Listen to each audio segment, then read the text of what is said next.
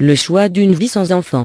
Ne nous méprenons pas sur les lois qui autorisent la contraception et l'avortement et qui rendent possible le choix de devenir ou non parent. En effet, celles-ci s'inscrivent surtout dans un contexte de régulation des naissances et permettent aux couples de faire le choix du bon moment pour entrer en parentalité et aussi de choisir le nombre d'enfants à concevoir.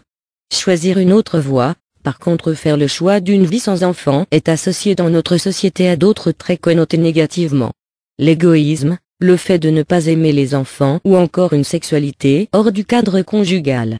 Le refus de la responsabilité et des contraintes parentales. Le refus de concilier des activités professionnelles et parentales, maternelles plus précisément puisque la double journée se conjugue quasi exclusivement au féminin.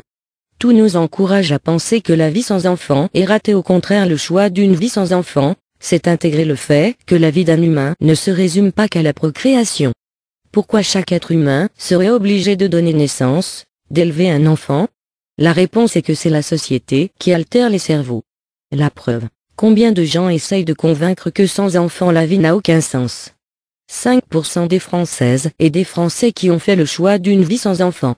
Loin de l'idée selon laquelle un enfant, c'est que du bonheur.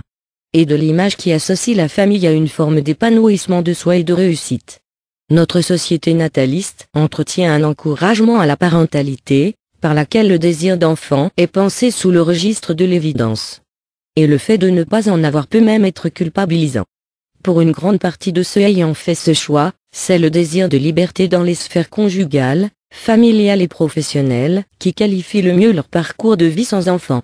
Malgré la pression sociale qui s'exerce sur les individus, et oui en effet, force est de reconnaître qu'aspirer à fonder une famille est la norme dominante dans notre société.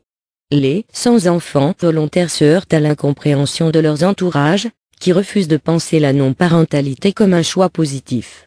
Nous ne sommes pas des marginaux, mais au moins des marginalisés. Volontairement, je n'ai pas parlé des principes religieux.